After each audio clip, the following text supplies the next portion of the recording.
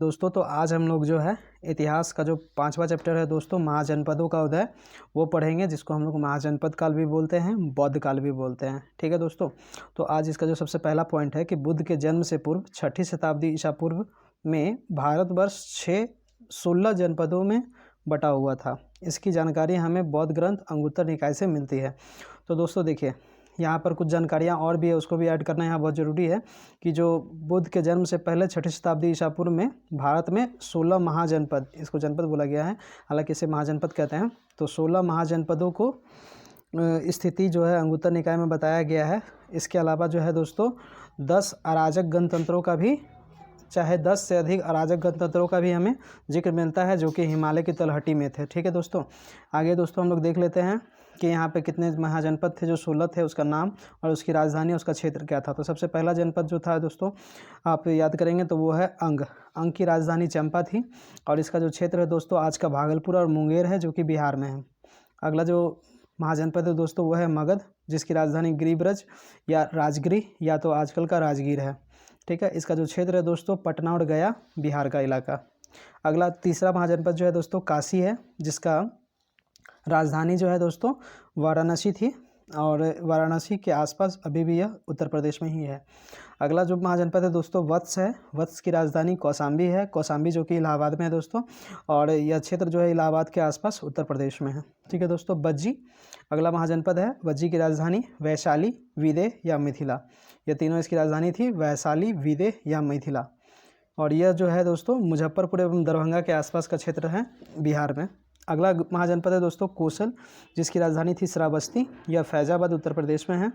अवंती जो है दोस्तों 7वां महाजनपद, इसकी राजधानी उज्जैनी या माहिष्मती है। दोनों इसकी राजधानी थी उज्जैन और माहिष्मती, और ये जो है मालवा मध्य प्रदेश में है। अगला जो है दोस्तों 8वां नंबर का महाजनपद, उसका नाम मल्ल है। मल्ल की जो राजधानी थी कुशावती थी और यह आज के उत्तर प्रदेश देवरिया में है। और अगला जो महाजनपद है दोस्तों पांचाल। पांचाल की जो राजधानी थी एक अहिछत्र थी, दूसरी कामपिल्य थी, और इसकी जो क्षेत्र था दोस्तों वो था बरेली, बदायूं, फर्रुखाबाद, जो कि उत्तर प्रदेश में है। अगला जो महाजनपद है दोस्तों चेदी। चेदी का जो राजधानी था दोस्तों शक्तिमती था, और इसका जो क्षेत्र है दोस्तों आज का बुंदेलखंड का इलाका, जो उत्तर प्रदेश में है। ठीक है दोस्तों, जो कि एमपी में घुसा हुआ इलाका है, वही बुंदेलखंड है। अगला जो महाजनपद है दोस्तों कुरु है, इसकी राजधानी इंद्रप्रस्थ है, और आधुनिक दिल्ली, जहाँ पे आज दिल्ली बसा हुआ है, उसके ऊपर मेरठ, और हरियाणा उसके पश्चिम में इस साइड में फैला हुआ था। अगला जो महाजनपद है दोस्तों मत्स्य है, इसकी राजधानी विराटनगर थी, और इसका जो क्षेत्र है दोस्तों जयपुर, राजस्थान के आसपास का क्षेत्र है। ठीक है दोस्तों, अगला जो महाजनपद है कम्बोज, इसकी राजधानी हाटक थी, और इसका जो क्षेत्र है दोस्तों राजौरी और हजारा क्षेत्र उत्तर प्रदेश में है। अगला है दोस्तों सूरसेन, जिसकी राजधानी मथुरा थी, और मथुरा उत्तर प्रदेश में है, जानते हैं आप लोग बहुत अच्छी तरीके से। अगला महाजनपद है दोस्तों असमक, जिसकी राजधानी पोटली या तो पोतन थी। यह गोदावरी नदी के किनारे दक्षिण भारत का एकमात्र महाजनपद था, गोदावरी नदी के किनारे। ठीक है दोस्तों, कृष्णा के ऊपर गोदावरी है, दक्षिण भारत की सबसे लंबी नदी, तो वहीं पर है दोस्तों ये असमक, जिसकी राजधानी पोटली या पोतन थी। अगला जो महाजनपद है दोस्तों गांधार, जिसकी राजधानी तक्षशिला थी, और यह आज के रावलपिंडी एवं पेशावर में है, जो कि पाकिस्तान में है। अगला चैप्टर हम लोग दोस्तों आज ही करते हैं, क्योंकि एग्ज़ाम बहुत सामने आने वाले हैं, तो जितना जल्दी हो सके आप इस सबको पैर को ख़त्म कर लेंगे, याद कर लेंगे तो उतना अच्छा होगा। बार बार फिर रिवीजन करना ज़्यादा सही रहेगा। तो अगला जो है दोस्तों 6ठा चैप्टर जैन धर्म, इसे भी स्टार्ट कर लेते हैं हम लोग आज। तो जैन धर्म के संस्थापक एवं प्रथम तीर्थकार कौन थे? ऋषभदेव थे। जैन धर्म के 23वें तीर्थंकर पार्श्वनाथ थे, जो काशी के इक्ष्वाकु वंशीय राजा अश्वसेन के पुत्र थे। तो यहाँ से दोस्तों बहुत ही इंपॉर्टेंट है ये चैप्टर दोस्तों, इसको याद कर लेना आपको। प्रथम तीर्थंकर तो जो थे जैन धर्म का, वो कौन थे? ऋषभदेव थे। ठीक है, और अगला जो है इसका जो 23वां तीर्थंकर है, उसका नाम पार्श्वनाथ है, और काशी के इक्ष्वाकु वंशीय राजा ये अश्वसेन के पुत्र थे। तो पार्श्वनाथ कौन से वंश से संबंधित थे? इक्ष्वाकु वंश के थे, और इनके पिता का क्या नाम था? अश्वसेन था। ठीक है, इन्होंने 30 वर्ष की अवस्था में संन्यास जीवन को स्वीकारा। इसके द्वारा दी गई शिक्षा थी हिंसा ना करना, सत्य बोलना, चोरी ना करना, संपत्ति ना रखना। ठीक है, तो ये 4 शिक्षा देते हैं। इसी में एक अगला शिक्षा देंगे महावीर आके, तो 5 शिक्षा हो जाएगा। यही 5 शिक्षा जो है जैन धर्म का महत्वपूर्ण हो जाएगा। तो 5वां शिक्षा कौन देंगे? महावीर देंगे, जो कि 23वें तीर्थंकर है। तो महावीर स्वामी जैन धर्म के 24वें तीर्थंकर हुए, महावीर स्वामी का जो जन्म है 540 ईसा पूर्व में कुंडग्राम वैशाली में हुआ था। तो महावीर स्वामी का जन्म कहाँ हुआ था दोस्तों? कुंडग्राम वैशाली में हुआ था। कब हुआ था? 540 ईसा पूर्व में हुआ था। इनके पिता का नाम सिद्धार्थ था। देखिए, एक बुद्ध का जो बचपन का नाम है वो सिद्धार्थ था, लेकिन यहाँ महावीर के पिता का नाम क्या है? सिद्धार्थ है, जो कि कौन है? चात्रिक कुल के सरदार थे। ठीक है। इनकी माता का नाम त्रिशला लिच्छवी राजा चेटक की बहन थी। देखिए, ये भी राज परिवार से संबंधित है। ये इसकी जो माता थी त्रिशला, वो लिच्छवी राजा चेटक की बहन थी। तो चेटक की बहन कौन है? त्रिशला। ये कौन है? सिद्धार्थ है, सिद्धार्थ की पत्नी है। और सिद्धार्थ कौन है? महावीर स्वामी के पिताजी हैं। महावीर की पत्नी का नाम यशोदा था। ठीक है दोस्तों, महावीर के जो पत्नी थी उसका नाम यशोदा था, और पुत्र का नाम क्या था? पुत्री का नाम था अनुजा प्रियदर्शनी। तो पुत्र का यहाँ पर जिक्र तो नहीं है, पुत्री का जिक्र है दोस्तों। तो यहाँ पे इसकी जो पुत्री है अनुजा प्रियदर्शनी, उसका नाम था। अगला जो हम लोग इसके बारे में पढ़ते दोस्तों, महावीर के बचपन का नाम क्या था? वर्धमान था। इनके बचपन का नाम क्या था? वर्धमान था। ठीक है। इन्होंने, देखिए, वर्धमान आजकल बंगाल में एक ज़िला भी है, वर्धमान डिस्ट्रिक्ट। ठीक है। तो इनके बचपन का नाम क्या था? वर्धमान था। इन्होंने 30 वर्ष की उम्र में माता पिता की मृत्यु के पश्चात अपने बड़े भाई जो हैं इनके कौन है? नंदीवर्धन। इसका नाम खुद का वर्धमान और बड़े भाई का नाम नंदीवर्धन। तो जो है 30 वर्ष की अवस्था में अपने माता पिता की मृत्यु के पश्चात बड़े भाई नंदीवर्धन से अनुमति लेकर संन्यास जीवन को स्वीकार कर लिया। देखिए, इनका जो महावीर स्वामी है ये कब, किस अवस्था में संन्यास लेते हैं? 30 वर्ष में। जो 23वें तीर्थंकर थे ऋषभदेव पार्श्वनाथ, वो कब संन्यास लेते हैं? वो भी 30 वर्ष में। तो दोनों का 30 वर्ष है। ठीक है। तो इसमें आपको कन्फ्यूजन नहीं होगा, ये आसान है याद करने में। 30 वर्ष में, जबकि बुद्ध भगवान का 29 वर्ष था, वो आगे है, आप देखेंगे। ठीक है। तो ये 30 वर्ष की अवस्था में क्या करते हैं? अपने जो बड़े भाई हैं नंदीवर्धन से अनुमति लेकर के संन्यास लेते। बड़े भाई से अनुमति क्यों लेते? क्योंकि इनके माता पिता का मृत्यु हो गया था। 12 वर्ष की कठिन तपस्या के बाद महावीर को जृंभिक के समीप ऋजुपालिका नदी के तट पर साल वृक्ष के नीचे तपस्या करते हुए संपूर्ण ज्ञान का बोध हुआ। देखिए, यहाँ पे जो इम्पोर्टेंट पॉइंट है कि 12 वर्ष तक वो भटकते रहे इधर उधर। उसके बाद क्या किया? एकदम कठोर तपस्या किए 12 वर्ष तक। और महावीर का जो है ज्ञान है कहाँ पे? जृंभिक के समीप जगह है, ऋजुपालिका नदी के तट पर। क्या हुआ? साल वृक्ष के नीचे इनको क्या हुआ? तपस्या करते हुए संपूर्ण ज्ञान का प्राप्त हुआ। ठीक है। संपूर्ण ज्ञान का प्राप्त हुआ। इसी समय महावीर जिन कहलाए। जिन का मतलब होता है विजेता। और अहर्त कहलाए। अहर्त मतलब ये पूज्य होते हैं। और निर्ग्रंथ कहलाए। निर्ग्रंथ मतलब बंधनहीन, कोई बंधन इसके ऊपर नहीं है, और यह सामाजिक बंधन से मुक्त है। ठीक है। महावीर ने अपना उपदेश प्राकृत भाषा, अर्धमागधी भाषा में दिया। देखिए, आपको बता दूं कि जो प्राकृत भाषा होता है इसकी एक विशेषता ये होती है कि आप जहाँ पर जाएंगे उसको पहले प्राकृतिक भाषा बोला जाता है। जैसे बिहार जाएंगे तो बिहार वाला भाषा बोलता था, मागधी बोलते थे, मैथिली बोलते थे। चाहे मैथिली नहीं था तो कोई और भाषा हुआ होगा जो उस समय नॉर्मल आदमी बोलता था। बंगाल जाएंगे तो बंगाली बोलेंगे, उड़ीसा जाएंगे तो उड़िया बोलेंगे। ये क्या था? ये इसको प्राकृत भाषा बोलते हैं। तो ये जो महावीर स्वामी हैं ये प्राकृत भाषा में लैंग्वेज उपदेश दिया। और उस समय उस जगह का प्राकृतिक भाषा का नाम क्या था? अर्धमागधी था। ठीक है दोस्तों। अगला जो है दोस्तों कि महावीर ने के प्रथम अनुयायी उसके दामाद प्रियदर्शनी के पति जामिल थे।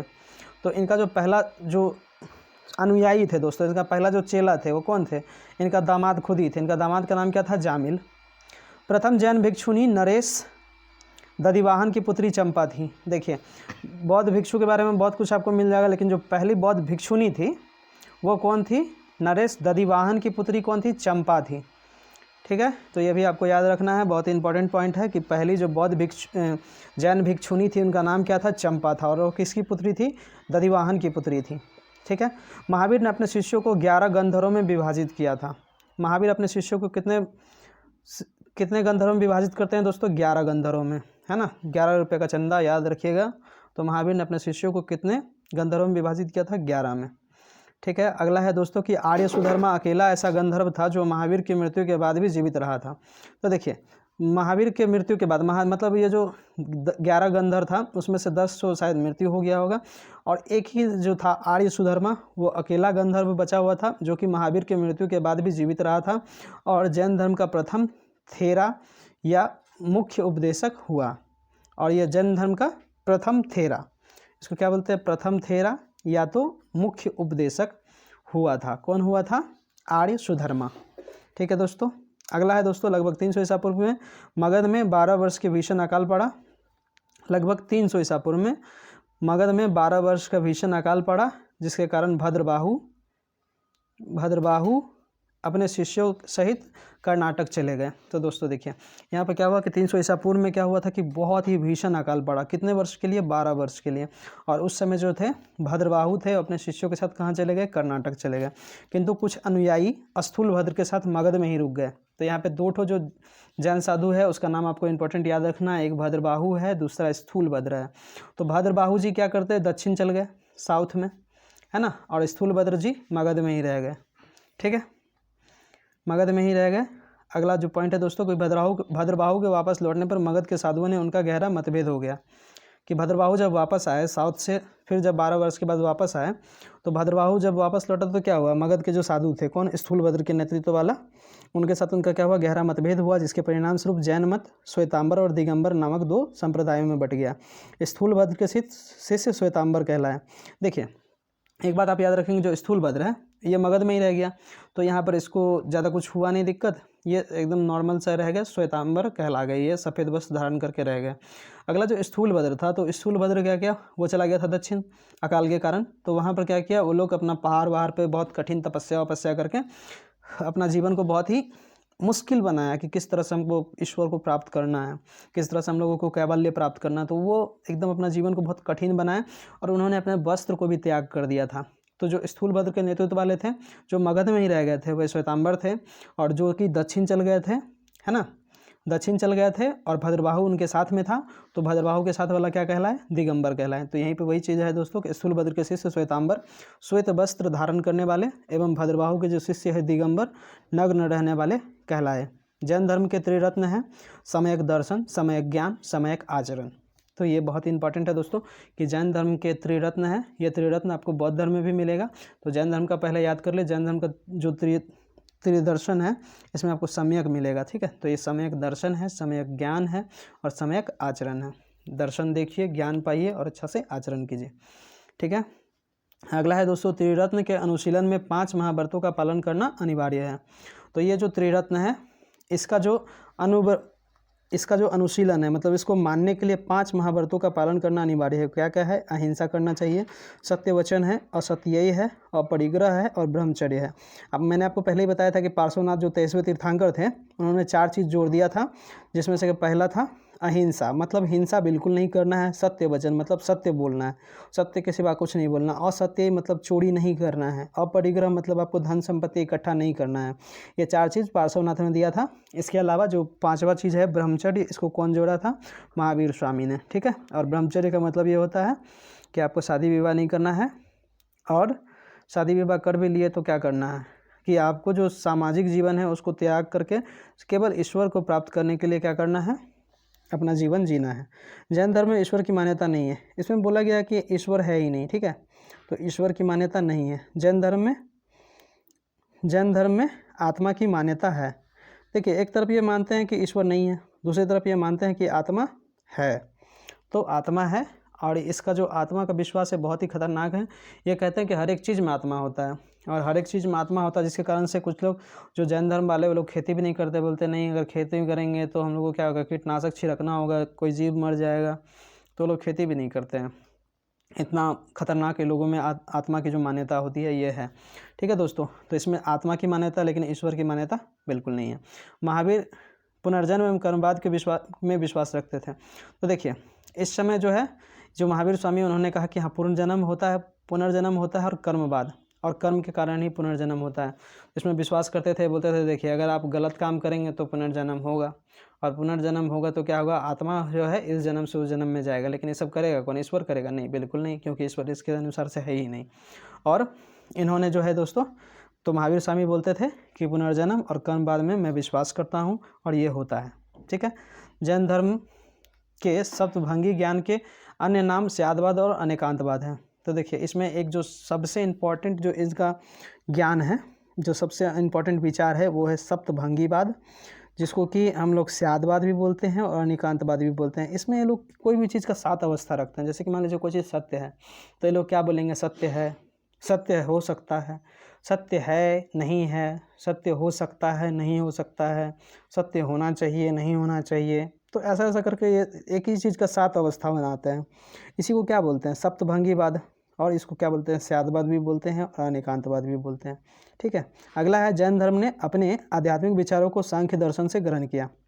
तो देखिए, भारत का जो सबसे पुराना दर्शन है दोस्तों, वो कौन सा? सांख्य दर्शन है।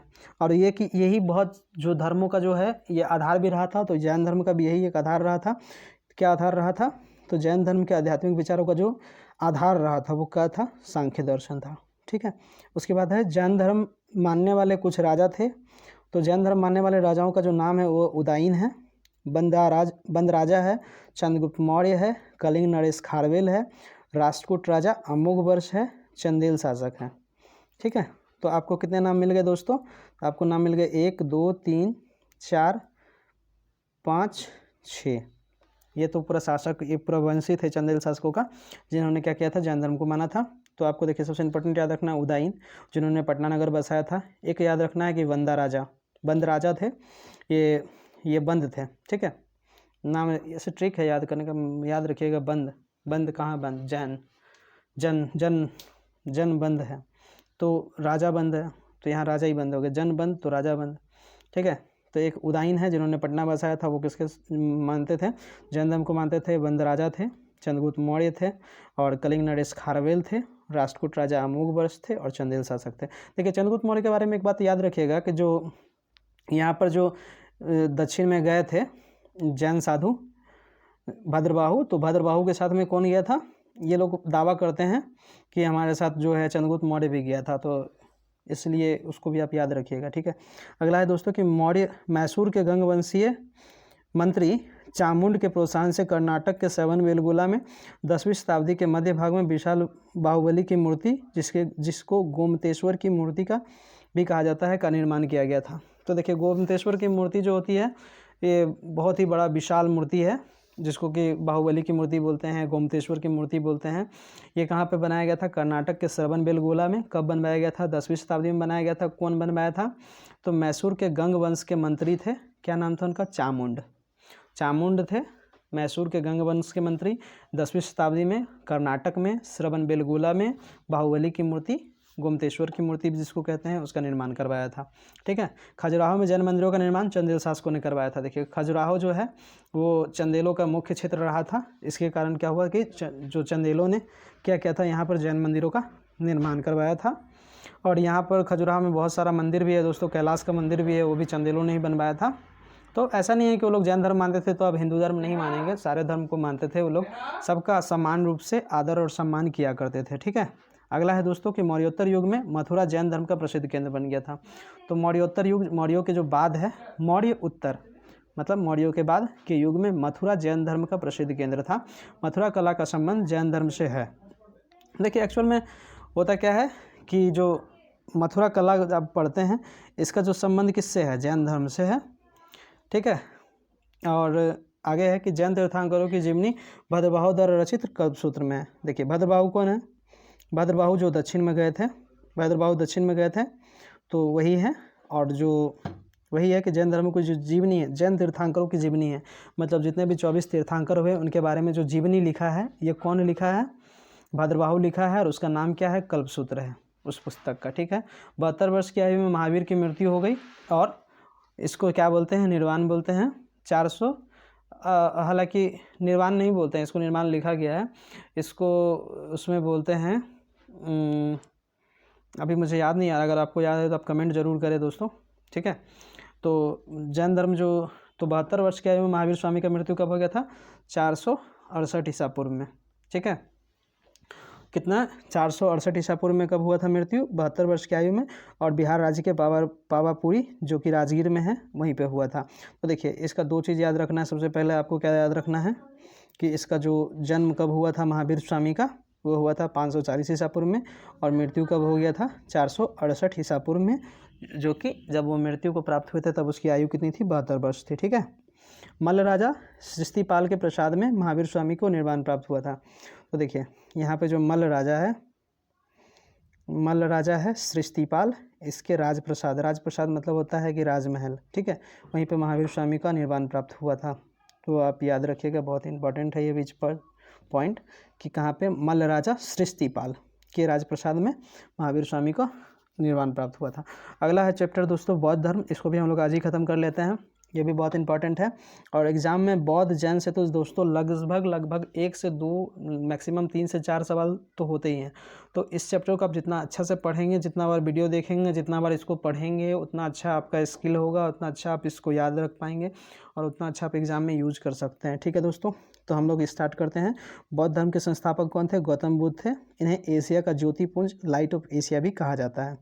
ठीक है दोस्तों, एक बार नरेंद्र मोदी जी ने यूनाइटेड नेशन में कहा था कि पाकिस्तान पर तंग कसते हुए कि हमने दुनिया को बुद्ध दिया है, आपने क्या दिया है।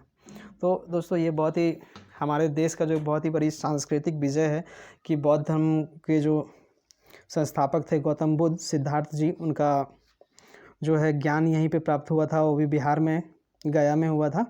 तो ये बहुत ही इंपॉर्टेंट बात है दोस्तों। ठीक है, तो ये हम लोग के लिए बहुत ही बड़ी सांस्कृतिक विजय की भी बात है। ठीक है, गौतम बुद्ध का जो जन्म है दोस्तों 563 ईसा पूर्व में कपिलवस्तु में लुम्बिनी नामक स्थान पर हुआ था, जो कि अभी नेपाल में है। ठीक है, इसके पिता सुधोधन शाक्यगण के मुखिया थे। तो देखिए, एक तो इनका बचपन का नाम क्या था? सिद्धार्थ था, और इनके पिता कौन है? सुधोधन। स से सिद्धार्थ, स से सुधोधन और स से शाक्यगण, तीनों स से ही है इसका नाम। ठीक है, तो अब ये सब चीज़ को भी याद रखेंगे, बहुत इंपॉर्टेंट है। इनकी माता का नाम क्या था? माया देवी। माता का नाम था माया देवी। इसकी मृत्यु कब हो गया था? जब सिद्धार्थ 7 दिन के थे तभी हो गया था। और इनका जो लालन पालन है इसका कौन किया? इसकी जो मौसी थी, सौतेली माँ प्रजापति गौतमी, उन्होंने किया था। इनके बचपन का नाम क्या था? सिद्धार्थ था। गौतम बुद्ध का विवाह 16 वर्ष की अवस्था में यशोधरा के साथ हुआ था। तो देखिए, इनका जो विवाह कब हुआ था? 16 वर्ष की अवस्था में। किसके साथ हुआ था? यशोधरा के साथ हुआ था। उनके पुत्र का नाम क्या था? राहुल। राहुल, बहुत सारे राहुल आपके दोस्त भी होंगे, तो ऐसे ही राहुल कौन थे? इसके गौतम बुद्ध के पुत्र थे। ठीक है, सिद्धार्थ जब कपिलवस्तु की सैर पर निकले तो उन्होंने निम्न 4 दृश्य क्रम से देखे। ये 4 दृश्य आपको बहुत इंपॉर्टेंट है, याद रखना है दोस्तों। सबसे पहले एक बुढ़ा व्यक्ति को देखा, एक बीमार व्यक्ति को देखा, फिर एक शव को देखा और एक सन्यासी को देखा। तभी उसके मन में विचार आया कि आदमी बुढ़ा क्यों होता है, आदमी बीमार क्यों पड़ता है, आदमी मरते क्यों हैं। और फिर बाद में देखा कि एक सन्यासी और एक सन्यासी, इसको ये सब चीज़ से कुछ मतलब ही नहीं है, क्या है इसको, कुछ संसार से मतलब ही नहीं है। तो ये सब जो सिद्धार्थ थे उसको बहुत ही अंदर से झकझोर दिया। ठीक है, इसी कारण से क्या हुआ? सांसारिक समस्याओं से व्यथित होकर सिद्धार्थ ने 29 वर्ष की अवस्था में, तो क्या किया? सिद्धार्थ ने 29 वर्ष की अवस्था में गृह त्याग किया, घर को छोड़ दिया, जिसे बौद्ध धर्म में महाविनिष्क्रमण कहा जाता है। ठीक है, तो ये पॉइंट आपको बहुत ही इंपॉर्टेंट है, याद रखना है कि सांसारिक समस्याओं से व्यथित होकर सिद्धार्थ ने 29 वर्ष की अवस्था में गृह त्याग किया, जिसे बौद्ध धर्म में क्या कहा जाता है? महाविनिष्क्रमण। निष्क्रमण, देखिए इसमें निष्क्रमण मतलब क्या है? निकलना। निकलना कहाँ से निकलते? घर से निकल गए। ठीक है, तो इसको इस तरह से कनेक्ट करके याद कर सकते हैं कि महाविनिष्क्रमण किसको बोलते हैं?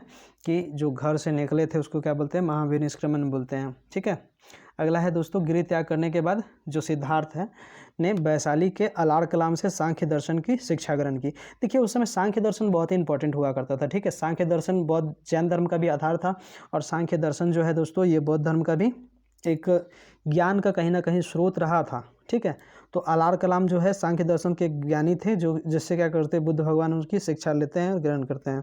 ठीक है, तो अलार कलाम सिद्धार्थ के प्रथम गुरु भी हुए। तो इसके सिद्धार्थ के प्रथम गुरु अगर एग्जाम में आ जाए कौन थे, तब क्या बताएंगे? अलार कलाम थे। ठीक है, अलार कलाम के बाद सिद्धार्थ ने राजगीर के रुद्रक रामपुत्र से शिक्षा ग्रहण की। इसके 2 टीचर हुए बुद्ध भगवान के, एक अलार कलाम, दूसरा कौन है? रुद्रक रामपुत्र। रुद्रक रामपुत्र कहाँ के थे? राजगीर के। ठीक है, ये भी आप याद रखेंगे, इंपॉर्टेंट है। अगला है उरुबेला में सिद्धार्थ को कौंडिन्य, बप्पा, भादिया और महानामा एवं असागी नामक 5 साधक मिले। कहाँ पे मिले? उरुबेला में। उरुबेला में सिद्धार्थ को क्या मिले? कौंडिन्य, बप्पा, भादिया, महानामा और असागी नामक 5 साधक मिले। ठीक है, और इससे मिले थे वो। अगला पॉइंट है दोस्तों कि बिना अन्न जल ग्रहण किए 6 वर्ष की कठिन तपस्या के बाद 35 वर्ष की आयु में वैशाख की पूर्णिमा की रात निरंजना, जिसको आज फल्गु नदी बोलते हैं, उसके किनारे पीपल वृक्ष के नीचे सिद्धार्थ को ज्ञान प्राप्त हुआ। तो ये बहुत इंपॉर्टेंट है। और इसको देखिए दोस्तों, जब 6 वर्ष की अवस्था में, यानी 29 वर्ष के थे, 6 वर्ष के बाद 35 वर्ष की अवस्था में, 9 6 15, तो 35 वर्ष की अवस्था में इसको क्या हुआ? ज्ञान प्राप्त हुआ। कहाँ पे ज्ञान प्राप्त हुआ? पूर्णिमा। कब प्राप्त हुआ? पूर्णिमा की रात को, वैशाख पूर्णिमा की रात को। कहाँ पे प्राप्त हुआ? निरंजना नदी जिसको फल्गु नदी भी बोलते हैं, उसके किनारे कहाँ पीपल वृक्ष था, उसके नीचे बुद्ध भगवान बैठे हुए थे सिद्धार्थ जी, और उनको ज्ञान प्राप्त हुआ, और ज्ञान प्राप्त करने के बाद वो क्या कहलाए, बुद्ध कहलाए। ठीक है, ज्ञान प्राप्ति के बाद सिद्धार्थ बुद्ध के नाम से जाने गए, वह स्थान बोध गया कहलाया। ठीक है, पहले उसका नाम गया नहीं था, तो मतलब उस स्थान का नाम गया तो था, लेकिन क्या है कि जिस स्थान पर बुद्ध को प्राप्त हुआ ज्ञान, वो गया के अंदर ही है, लेकिन थोड़ा सा बगल में है। अब जाएंगे वहाँ पे, उस जगह का नाम क्या कहलाया, बोध गया कहलाया।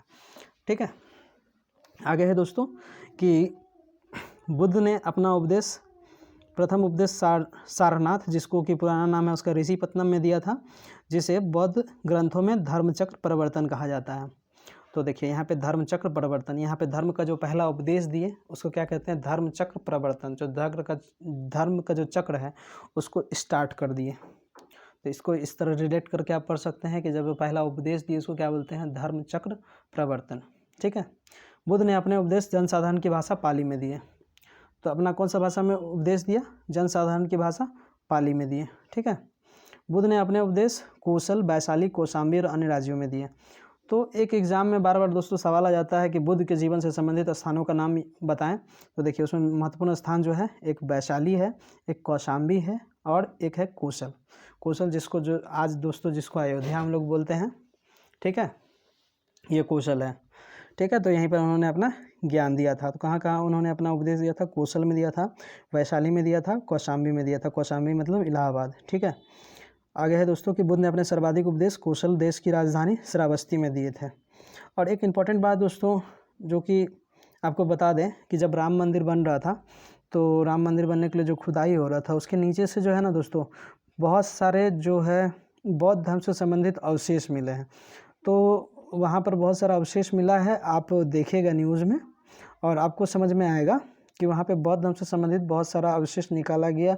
वो बहुत ज़्यादा था संख्या में, आप न्यूज़ देखिएगा कभी, आपको समझ में आएगा।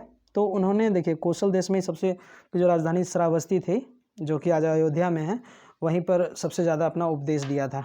ठीक है, इनके प्रमुख अनुयायी कौन कौन थे, तो बौद्ध धर्म के प्रमुख अनुयायी कौन कौन से थे, देखिए बिंबिसार हैं, प्रसेनजित हैं और उदयन हैं।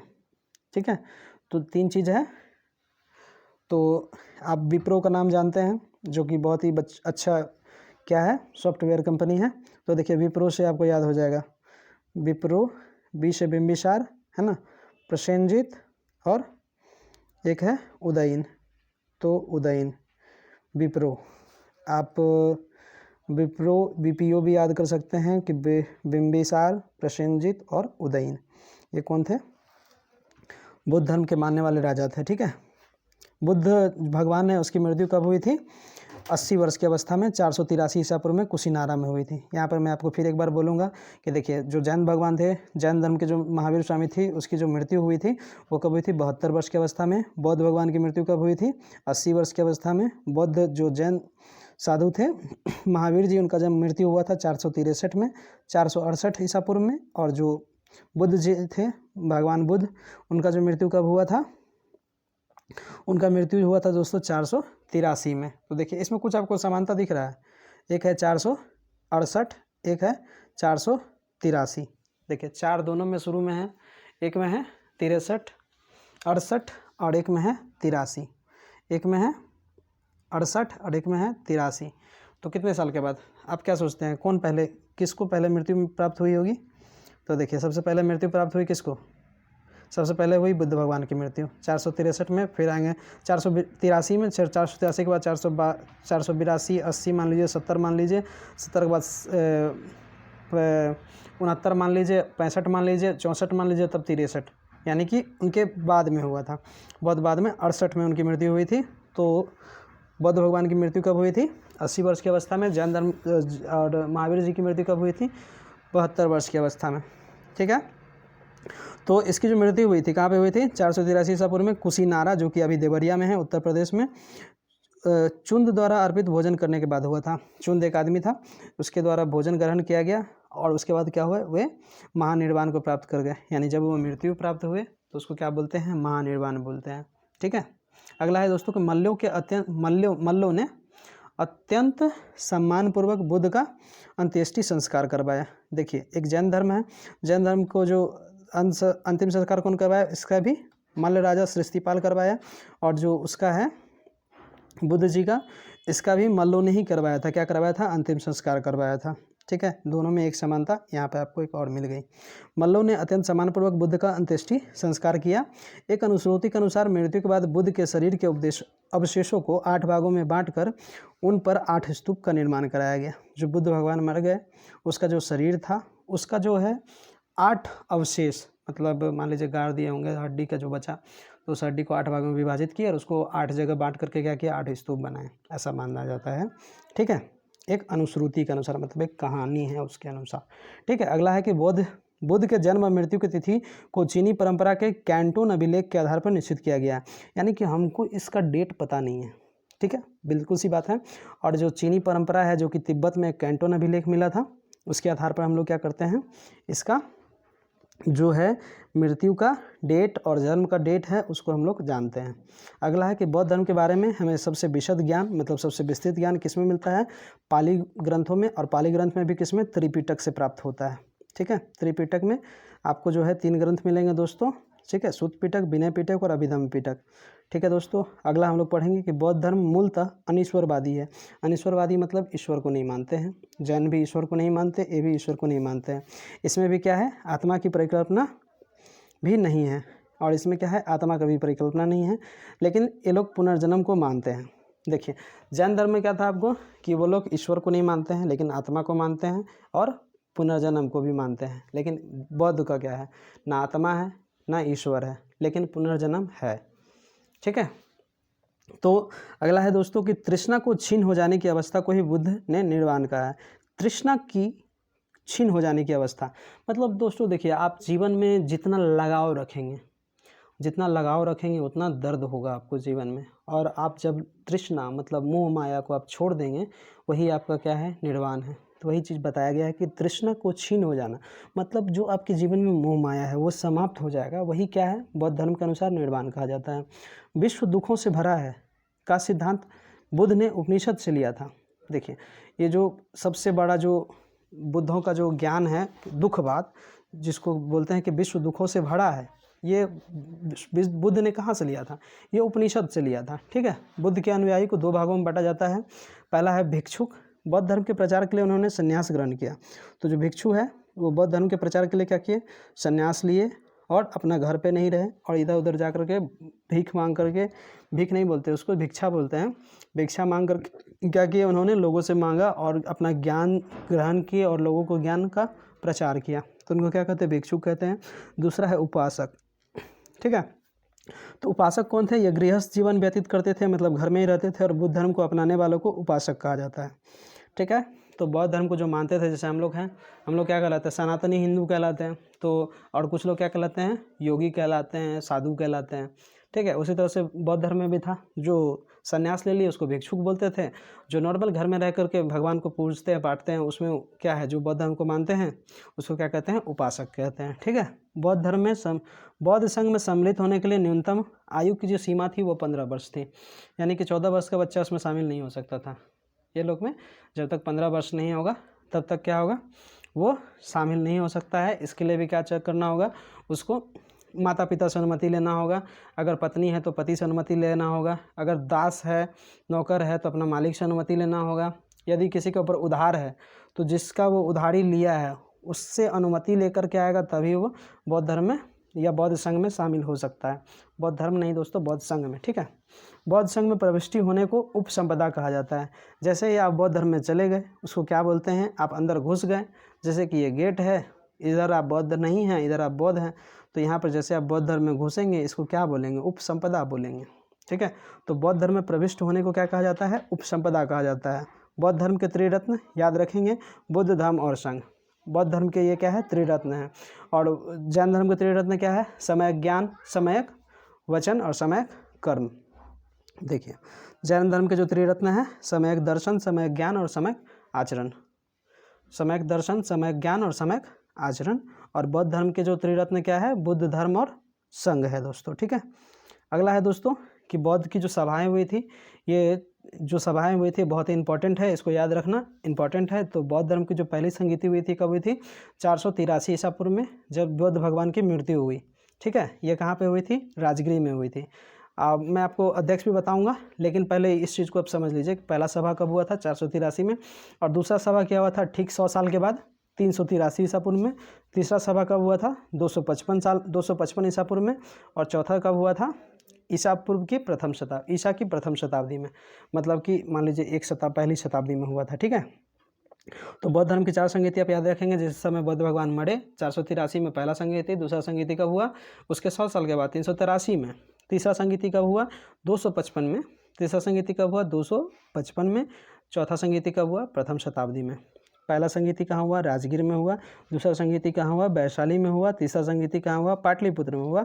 और चौथा संगीति कहाँ हुआ? कुंडलवन, जो कि कश्मीर में है। तो देखिए, एक हम लोकेशन से याद करवा दे रहे हैं आपको। जो पहला संगीति है, जैसे मान लीजिए ये बिहार था। ठीक है, बिहार में आपको 3 जगह पहला मिल जाएगा। सबसे पहले नीचे में हुआ था, नीचे में क्या है? राजगिरी में। दूसरा हुआ था वैशाली में। तीसरा हुआ था पाटलिपुत्र में। तो यहाँ 1 2 3 और तीसरा सबसे ऊपर में जाके कश्मीर में, कुंडलवन में, उसको बोलते हैं चौथा संगीति। तो पहला संगीति हुआ था आपका राजगीर में, दूसरा संगीति हुआ था वैशाली में, तीसरा संगीति पाटलिपुत्र में, चौथा संगीति कहाँ हुआ था? कुंडलवन, कश्मीर में। पहला संगीति का अध्यक्ष कौन थे? महाकश्यप थे। ठीक है, पहला संगीति का अध्यक्ष कौन थे? महाकश्यप।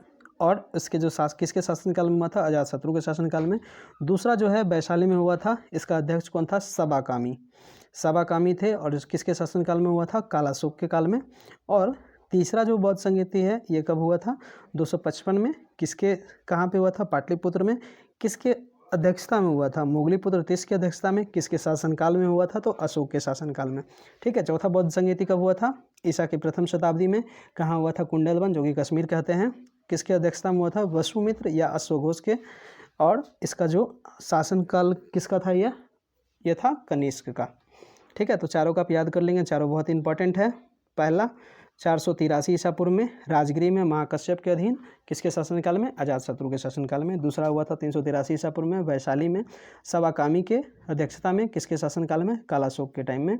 तीसरा हुआ था 255 ईसा पूर्व में पाटलिपुत्र में, मुगलीपुत्र तीस की अध्यक्षता में और अशोक के काल में। ठीक है, चौथा जो हुआ था ईसा की प्रथम शताब्दी में हुआ था, कुंडलवन कश्मीर में हुआ था। अध्यक्ष किया था वसुमित्र या अश्वघोष ने। शासनकाल किसका था? कनिष्क का। चतुर्थ बौद्ध संगीति के बाद बौद्ध धर्म 2 भागों में, हीनयान और महायान में विभाजित हो गया। ठीक है, जो चौथा बौद्ध संगीति है कुंडलवन में जो हुआ था, उसके बाद क्या हुआ था? बौद्ध धर्म 2 भागों में विभाजित हो गया, हीनयान और महायान। ठीक है दोस्तों, धार्मिक जुलूसों का प्रारंभ करने वाले सबसे पहले बौद्ध धर्म के द्वारा प्रारंभ किया गया था। जो हम लोग आजकल देखते हैं धार्मिक जुलूस निकालते हैं, जैसे कि मान लीजिए हम लोग हिंदू नववर्ष मनाते हैं और बहुत लंबा जुलूस निकालते हैं, उसी तरह से जो सबसे पहला धार्मिक जुलूस निकालने का जो प्रमाण है दोस्तों, ये किसने किया था शुरू? या बौद्ध धर्म के द्वारा शुरू किया गया था। ठीक है, बौद्धों का सबसे पवित्र त्यौहार क्या है? बैसाख पूर्णिमा। बैसाख पूर्णिमा क्यों है दोस्तों? क्योंकि इसी के दिन बैसाख पूर्णिमा को क्या हुआ था? बुद्ध भगवान को ज्ञान मिला था। ठीक है, जिसे बुद्ध पूर्णिमा के नाम से जाना जाता है। इसका महत्व इसलिए है कि बुद्ध पूर्णिमा के दिन ही बुद्ध का जन्म हुआ था, उनको ज्ञान प्राप्त हुआ था और महापरिनिर्वाण प्राप्त हुआ था। देखिए, 3 चीज़ इस दिन हुआ था। उनका जन्म भी इसी दिन हुआ, इसका मृत्यु भी इसी दिन हुआ और उसको ज्ञान भी इसी दिन प्राप्त हुआ। तीनों चीज़ एक ही दिन हुआ, इसलिए बुद्ध पूर्णिमा या तो बैसाख पूर्णिमा बौद्धों की सबसे बड़ा क्या है? त्यौहार है। ठीक है, बुद्ध ने सांसारिक दुखों के संबंध में 4 आर्य सत्य का उपदेश दिया है। ठीक है, बुद्ध ने सांसारिक दुखों के संबंध में 4 आर्य सत्य का उपदेश दिया है। आर्य सत्य मतलब क्या होता है? जो हर जगह सत्य है। तो 4 आर्य सत्य में पहला सत्य क्या है? दुख। दूसरा है दुख समुदाय। तीसरा है दुख निरोध। चौथा है दुख निरोध प्रतिपदा, दुख निरोध गामिनी प्रतिपदा। तो सबसे पहला है दोस्तों दुख है। दूसरा है दुख का कारण है, यानी दुख समुदाय दुख का कारण है। तीसरा है कि दुख निरोध, यानी दुख निरोध का कारण है ना? दुख को आप दूर कर सकते हैं, ये है। फिर दुख निरोध गामिनी प्रतिपदा, मतलब दुख निरोध को किस प्रकार से आप लोग दुख को दूर कर सकते हैं, वो है। ठीक है, इन सांसारिक दुखों से मुक्ति है तो बुद्ध ने अष्टांगिक मार्ग की बात कही। तो पहले तो बता दिए कि जो दुख है, बहुत दुख है, दुख का कारण है। ठीक है, और दुख को दूर किया जा सकता है और दुख को दूर करने का ये मार्ग है। ठीक है, और इसी के लिए क्या बताया गया था? इन सांसारिक दुखों को कि मुक्ति के लिए क्या बताया था, अष्टांगिक मार्ग बताया, अष्टांगिक मार्ग बताया बुद्ध ने। ठीक है दोस्तों, अष्टांगिक मार्ग को आप इस तरह से दोस्तों याद कर सकते हैं। देखिए 8 हो गया। 8 में सबसे पहला है दोस्तों सम्यक दृष्टि, सम्यक दृष्टि, सम्यक संकल्प, ठीक है, सम्यक वाणी, सम्यक कर्मांत, ठीक है दोस्तों, सम्यक व्यायाम है, सम्यक स्मृति है और सम्यक समाधि है। ये सम्यक समाधि सबसे लास्ट में है। एक चीज़ छूट गया दोस्तों, वो है क्या, सम्यक आजीव। तो आपको याद रखना है कि सम्यक दृष्टि, सम्यक संकल्प, सम्यक वाणी, सम्यक कर्मांत, सम्यक आजीव, सम्यक व्यायाम, सम्यक स्मृति और सम्यक समाधि, यही क्या है, अष्टांगिक मार्ग है। किसके लिए दिया गया है, ये दुखों से मुक्ति के लिए दिया गया है। ठीक है, अगला है दोस्तों कि बुद्ध के अनुसार अष्टांगिक मार्ग को पालन करने के उपरांत मनुष्य के भाव तृष्णा नष्ट हो जाती है और उसे निर्वाण प्राप्त हो जाती है। मतलब जो ये जो अष्टांगिक मार्ग इसको आप पालन करेंगे तो क्या होगा, भाव तृष्णा, भाव तृष्णा मतलब जो संसार की मोह माया का जो जाल है, ये क्या है, इससे आप दूर हो जाएंगे। और क्या हो जाएगा, जब इससे दूर हो जाएंगे तब आपको क्या मिलेगा, निर्वाण प्राप्त होगा। ठीक है, अगला है दोस्तों कि निर्वाण बौद्ध धर्म का परम लक्ष्य है। तो सबसे परम लक्ष्य क्या है, बौद्ध धर्म का निर्वाण है। हिंदू धर्म का क्या है, मोक्ष प्राप्त करना। ठीक है, और जैन धर्म में क्या है कि वहाँ पर आपको निर्वाण प्राप्त करना। ठीक है, जिसका अर्थ होता है दीपक का बुझना। तो जब आप निर्वाण मर गए मतलब क्या, दीपक बुझ गया, यही चीज़ है कि जो बौद्ध धर्म है उसका जो परम लक्ष्य क्या है, वो है निर्वाण। वो क्या है, परम लक्ष्य है निर्वाण प्राप्त करना, जिसको महापरिनिर्वाण, जो बौद्ध भगवान मरे उसको महापरिनिर्वाण बोलते हैं, बाकी दूसरा कोई मरे उसको क्या बोलते हैं, निर्वाण बोलते हैं। ठीक है, तो इसका परम लक्ष्य क्या है, निर्वाण प्राप्त करना, और इसका मतलब होता है दीपक का बुझ जाना, अर्थात जीवन मरण के चक्र से मुक्त हो जाना। ऐसा है जैसे मान लीजिए बुद्ध भगवान बताए कि अगर आप गलत कार्य करेंगे, ठीक है, तो क्या होगा, जैसे ही एक दिया बुझने वाला रहेगा दूसरा दिया को ही जला देगा, दूसरा दिया को जल जाएगा। इस प्रकार क्या हो जाएगा, दूसरा दिया जल जाएगा, और पहला दिया क्या है, कर्म है, और दूसरा दिया क्या है, उसका फल है। तो आप कर्म जैसा करेंगे वैसा फल आपको मिलेगा, यानी आप गलत काम किए तो आपको दूसरा जन्म मिलेगा। लेकिन अगर दिया बुझ गया तो आप क्या हो गया, मतलब आप जीवन मरण के चक्र से मुक्त हो गए, और आपको क्या मिल गया, जीवन, आपको दोबारा जन्म नहीं मिलेगा, और आप कहाँ जाएंगे, स्वर्ग जाएंगे, और आपको क्या मिल गया, निर्वाण मिल गया। ठीक है, बुद्ध ने निर्वाण प्राप्ति को सरल बनाने के लिए 10 सीलों पर बल दिया था। ठीक है, बोला कि निर्वाण प्राप्ति के लिए 10 सील है, कि उस सील को मानिएगा तो निर्वाण प्राप्ति होगा। सबसे पहला क्या है, अहिंसा है, अहिंसा है, सत्य है, असत्य है मतलब चोरी ना करना, अपरिग्रह मतलब क्या होता है, किसी प्रकार की संपत्ति ना रखना, मद्य सेवन ना करना, शराब मत पीजिए, असमय भोजन ना करें। ठीक है, अगला है सुखप्रद बिस्तर पर नहीं सोना, मतलब ऐसा बिस्तर पर मत सोइए जो आपको एकदम गद्दा गद्दा लगे। ठीक है ना। अगला है कि धन संचय ना करना, स्त्रियों से दूर रहना। अगला है कि नृत्य गान आदि से दूर रहना। ठीक है, तो इस प्रकार 10 सील हैं दोस्तों। 10 सील को पालन करेंगे तो क्या होगा, निर्वाण प्राप्ति क्या हो जाएगा, सरल हो जाएगा। ठीक है ना दोस्तों, आगे बढ़ते हैं। आगे है कि गृहस्थों के लिए केवल 5 सील और भिक्षुओं के लिए 10 सीलों को मानना अनिवार्य था। जो गृहस्थ है उसके लिए क्या है, केवल 5 सील मानना जरूरी था, लेकिन जो भिक्षु थे उस 10 को पालन करता था। ठीक है, तो ये क्या था, अनिवार्य था कि जो हार्ड है वो लोग गृहस्थ लोग नहीं मानेंगे, लेकिन जो हार्ड है चाहे सरल है 10 बना दिए तो भैया 10 मानना होगा। किसके लिए, भिक्षुओं के लिए। ठीक है, बुद्ध ने मध्यम मार्ग यानी मध्यम प्रतिपदा का उपदेश दिया था। दोस्तों देखिए, आज के जीवन में जो क्या है, हर एक चीज़, जैसे हम लोग बोलते हैं कि नहीं हमको और चाहिए, और खाना है, और बढ़िया चाहिए, और बढ़िया चाहिए, लेकिन बुद्ध भगवान क्या बोले थे कि ये सब दुख का कारण है भाई। जीवन अगर सही से जीना है, जीवन में सुखी रहना है, तो मध्यम मार्ग को अपनाओ। इतना अपनाओ, इतना खाओ कि ना तो तुम्हारा पेट खाली रहे, ना तो तुम दुखी रहो। ठीक है, तो बुद्ध भगवान ने क्या कहा था, मध्यम मार्ग का उपदेश दिया था। ठीक है, आगे है दोस्तों, अनीश्वरवाद के संबंध में बौद्ध धर्म एवं जैन धर्म में समानता है। अनीश्वरवाद मतलब दोनों ही मानते हैं कि ईश्वर नहीं है। ठीक है, तो इसमें क्या है, दोनों में समानता है। जातक कथाएं प्रदर्शित करती है कि बोधिसत्व का अवतार मनुष्य के रूप में भी हो सकता है तथा पशुओं के रूप में भी हो सकता है। देखिए, जातक कथाएं क्या है, जातक कथाएं हैं बौद्ध के जीवन से, बौद्ध का जो जीवन में क्या क्या अवतार हुआ था, बौद्ध भगवान कौन कौन से जीवन में कहाँ किस किस रूप में जन्म लिए थे, ये जातक कथा में बताया गया था। और जातक कथा में बताया गया कि बोधिसत्व का अवतार मनुष्य के रूप में भी हो सकता है। ठीक है, बोधिसत्व के रूप में पुनर्जन्म को दृढ़ श्रृंखला के अंतर्गत बुद्ध ने साक्य मुनि के रूप में अपना अंतिम जन्म प्राप्त किया था, किंतु उसके उपरांत मैत्रेय अथवा अन्य अनाम बुद्ध अभी अवतरित होने शेष हैं। देखिए ये भी बहुत इंपॉर्टेंट है, बार बार क्वेश्चन आ जाता है कभी कभी कि बुद्ध भगवान को जो आने वाला समय में जो है ये होगा, पुनर्जन्म होगा, किस रूप में होगा, तो वो मैत्रेय के रूप में होगा, ठीक है। तथा अन्य अनाम बुद्ध के रूप में अवतारित हो सकता है, मतलब या तो मैत्रेय के रूप में होंगे या तो उसका कोई नाम ही नहीं रखा जा सकता है, जो कि ना रखा गया है, उस रूप में जन्म होगा। तो इसको भी आप इस पॉइंट को बढ़िया से पढ़ लेंगे कि बोधिसत्व के रूप में पुनर्जन्म को दीर्घ श्रृंखला में, दीर्घ श्रृंखला का मतलब दोस्तों वही महायान शाखा है, ठीक है। उसके अंतर्गत बुद्ध ने शाक्य मुनि के रूप में अपना अंतिम जन्म प्राप्त किया है। अभी तक जो जन्म लिए थे उतना सारा जो कि जातक कथा में लिखा हुआ था, उसमें सबसे जो लास्ट अवतार था उसमें क्या था, शाक्य मुनि का। उसके बाद अब जो होने वाला है वो क्या है, मैत्रेय के रूप में या तो अनाम बुद्ध के रूप में, जिसका भी नाम रखा नहीं गया है, ठीक है दोस्तों। सर्वाधिक बुद्ध प्रतिमाओं का निर्माण गंधार शैली के अंतर्गत किया गया, लेकिन बुद्धों की प्रथम मूर्ति संभवतः मथुरा कला के अंतर्गत बनी थी। सर्वाधिक बुद्ध की जो प्रतिमा बनी किस में बनी है, गंधार शैली में, लेकिन सबसे पहली प्रतिमा संभवतः मथुरा कला में बनी थी, ठीक है दोस्तों। तो यहाँ पर हमने दोस्तों जैन धर्म को भी पढ़ लिया, बुद्ध धर्म को भी पढ़ लिया और महाजनपद काल को भी पढ़ लिया। तो दोस्तों उम्मीद है आपको वीडियो बहुत अच्छी पसंद आई होगी और आप चैनल को सब्सक्राइब करेंगे दोस्तों और अपने दोस्तों से शेयर करेंगे, ये आपसे हमारी उम्मीद है। और बहुत अच्छी तरीके से इसे पढ़िए, आने वाले एग्ज़ाम में इसे यूज़ कीजिए और अपने जीवन को सफल बनाइए। जय हिंद दोस्तों।